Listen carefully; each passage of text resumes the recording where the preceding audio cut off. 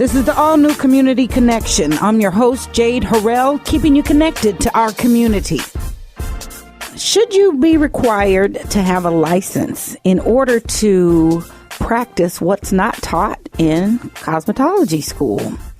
I'm joined by Tameka Stigers, who is the owner of Locs of Glory, a natural hair care salon and spa in the Delmar Loop. And Tameka has stepped forward to push against that notion and change the way things are done to bring relief to women, our culture, and our community. Welcome aboard, Tameka. Hello. Thanks for having me. I'm so glad you're here. So let's set the stage and help us all understand exactly what has been the standard and what you're fighting for. So basically what's going on is there are many women in our community that make a living by braiding, twisting, and locking hair. It's something that has been passed down, taught to them, taken some training, but it is not taught in our cosmetology schools. But according to the Missouri law, we're breaking the law because we don't have a cosmetology license. So basically, this lawsuit brings to light that inequality, if you will, and we're fighting to get justice for women so that we can continue to make a living, an honest living for our families. Yes. Talk about the role of being able to braid, twist, and lock our hair and how very important it is not only to do it, but to be able to make a living for it. Right. So, I'm pretty sure women who wear braids, who wear twists, wear locks, and it's a big part of who we are. There's no hair texture like African-American texture, whether it's a blend of African-American and another race or full African-American hair. And it's unique, and the things we can do to it are unique and not taught in our traditional schools. Right. These are things, and it's very closely tied to our identity, which, for a long period of time was not acceptable in broader society. Right. There's no braids in the boardroom. You did not see. It was not acceptable to have kinky hair in predominant media. So not only tied to our identity, but, something that you could sit down in your living room, turn around and do. Now, we want to be sure that we clarify that you're not saying I don't need to follow any of the other laws or guidances for running a business. Exactly. However, this specifically, and almost in a way, seems punitive for those that are seeking to use or at least taking advantage of the people that are using ancient skill set to build and support their families. Right. So you have a system that is set up, of course, to make money, the cosmetology industry. We won't get into the full effects of that, but I think it needs some changing because the amount of hours that you need to go to school in order to even put a relaxer or cut someone's hair, I think it's too much as well. Sure. Well, help us understand about the cosmetology industry. We've got more salons than we do churches, of course, but there are many. Help us understand what's behind that. So we have a lot of salons because we have a lot of consumers, and consumers like choice. A person would like to go into a salon that is clean, that is about their business. And so that we need some oversight. Definitely. We need a standard of sanitation and sterilization. Those things are important, and we should protect the community in that light. But as far as unnecessary licensing laws, it needs to change. If a braiding shop, we've all heard stories of, it smells like this is happening. If that is the situation, then you will not go and support that business. So then the businesses that want to succeed will have a nice standard, will follow sanitation and sterilization guidelines, but you do not need a license in order to do that. Sure. But definitely a standard, as you would with any business, so that we're offering the best service to our customers. But specifically, there seems to be an irony that you must pay for and submit time and hours even to get a license of something that's not even taught. And most certainly we understand with our hair that it does take a little more time in some cases. Is this unique to Missouri? No. This issue is all around our country. There are several states that have done away with the unnecessary licensing laws, and we hope for Missouri to join in that effort. But there are the lawyers that I'm working with, the Institute for Justice. They're fighting this battle all around the country, and they've won in a lot of states. and we hope that Missouri will join very soon. We should hear something at the end of our legislative session, so in June. But there are 2 bills in the House right now that addresses this licensing issue. And we are opposed to the one bill because basically after years of fighting this issue, there's a legislator that has put together a proposal that a hair birder would be required to take 500 hours and take all the standard sterilization and sanitation. We think that still is too much. What do you think should be the standard, or what would be the purview of the cosmetology? Is it a commission?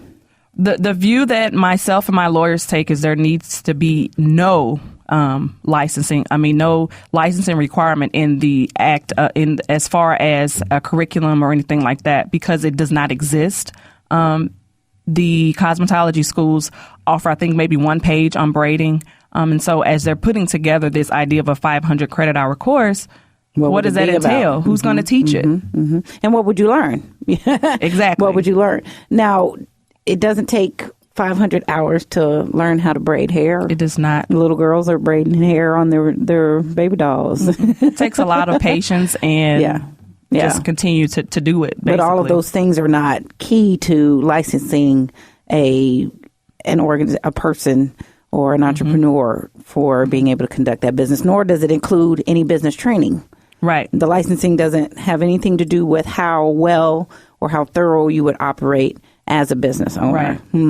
I get it. So there's another law. Okay. There's another now, do you have numbers and things of those that we could be looking for? The bill. Well, at this point, it's not as critical to know it because it has not made it out of committee yet. Okay. So it's just an idea within the specific committee. So we're hoping that it doesn't even make it out of the committee to be brought to the floor to vote on. Is there anything that you can do to address it before it gets to the floor? Well, once it gets brought to a vote in the committee, then yes, there are things we can do. We can petition our legislators, and also there is a time where you can come and actually speak to the committee. And when that point arises, we would definitely come back and flood the media as much as we can with people so that you can come forward and talk. So we're just hoping that it doesn't make it to that point. Absolutely. We're having a meeting next week on Wednesday at the University Centennial Commons. The meeting will start at 7. Yes, there will be food because we do like to eat.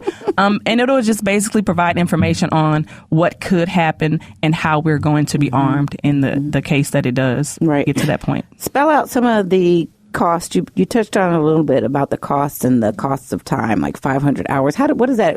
Give me an equivalent so that we can maybe get a visual. What other service has that similar requirement and that makes sense? Well, I can tell you this, that 1,500 hours is the requirement for cosmetology schools as well as barbering schools. Okay, 1,500. 1,500 hours. So a third of what they're doing. And so that also speaks to you, that it's not necessary because it's not proportionate. The amount of learning isn't either. So when we look at considering building or beginning a business, should we be concerned if we wanted to, maybe there's some new business owners, new stylists that are ready to go in this direction? What would be your recommendation? I would recommend that they know what the law is. If you want to be within the law, then you would need some type of schooling or training, or come join the movement and stand up for your right to practice these ancient techniques that have been around for such a long time, and do what you know is right. So I don't have a cosmetology license, and I've been operating my business for about 8 years now. And I make sure that I am as sanitary and sterilized as you can be. And I make sure those standards are upheld at my salon. And I do continuous training on what I do as far as making sure that my clients are getting the best from me. So that's what I would say to a person that is, in the business and don't have a license and trying to figure out what to do. Sure. And more specifically with natural hair, there's no chemical processes involved. No chemicals. Where do you need our help today? One, come out to the forum on March 23rd at 6 p.m. to find out more and get connected to the movement. Mm-hmm. Are there websites? Are there places that we can connect to? What about the legal group you're working with? The Institute for Justice, yes, check out their website. Get testimonials for what they've done in other states. And they're really just about, social justice. And so this is just one aspect of social justice that, it's not right that we have these unnecessary laws that are prohibiting us from just working. Sure. Yeah. For just working. What has being able to braid, twist, and lock hair done for you in your life? Wow. It's a big part of my life. I see women of all shapes, sizes, hair textures, different issues, whatnot. And when they come into the salon, it's a place of peace. We get to talk, and when they leave, they feel more beautiful. We go by the stance that we are enhancing what God has already given them. We're not trying to create a new you. Mm-hmm. We're just trying to make that hair just be a little bit more, I guess, tame or less worrisome, if you will, because the struggles that a lot of us tend to go through with our hair. Mm-hmm. So we want you to come in and be at peace and let us do what we're going to do and make sure you leave out being satisfied. Absolutely. Do you teach proper hair care, natural hair care? We're always teaching, even if not in a formal setting. When You're in the chair, I'm going to tell you what I can tell you about your specific hair texture and answer any questions, give some advice on some products. We try and use as much natural products and ingredients as possible. We are always teaching, and we have a big commitment to the foster and adoptive movement. We have a lot of our young clients. Tell me more about that. Why is that? It's important because a lot of our African American kids are being adopted or fostered transracially. So they have white parents, if you will, and a lot of those parents understand the need for having no chemicals in the kids' hair. Mm-hmm. You'd be amazed. So they come looking for information, and they want a safe place for their kids, and we provide that for them. I love that. And you have outreach in that effort, right? Yes. Absolutely. So be sure then that you share that information. What about your thoughts of if this is not offered, if the education in this is not offered at a cosmetology school, what about a school for braiding, locking, twisting, natural hair school? What are your thoughts there? There are some veterans in St. Louis that have been in the natural hair business for a while, and there's been talks about that. And I know some stylists who have a curriculum ready to go, just waiting on what's the outcome of this court case, as well as the potential bills in the House. Mm-hmm. So it's just be ready. Right. The women that have been doing this for a long time, be ready, because the movement is here. It's not a fad. Women are really loving and embracing their naturally textured hair. They're really loving the fact that their scalps aren't being burned by harsh chemicals. They're not having unnecessary hair loss. So that education component, it's just around the corner as far as being able to go into a physical space and get some learning and training. Well, we will be ready. Tameka Stigers, owner, founder, and fighter of Locs of Glory. Tell everybody where they can find out more and connect with you at your salon. Yes, we have a website, Locs of Glory. That's LOCS of Glory.com is our website. We also have a Facebook page as well as an Instagram. So you can reach out to us. Our phone number is 314-265-5790. We'd love to hear from anyone that is interested in the movement, or if you just looking for a natural stylist or a barber or an esthetician, come by and see us. Mm-hmm. They do excellent work, and I'm very proud of you standing up and filling in the gap in this effort. Thank you, Tameka. Thank you. All right, that's it for this week. If you have questions or comments or have something you'd like to include in the community calendar, you can leave a message on our message box at 314-333-8369, 314-333-8369. And for more information about our show or any of our guests, you can visit us online and listen to the podcast at Spreaker.com. That's Spreaker.com. And search Community Connection with Jade Harrell. You all be blessed, do blessed, and take care.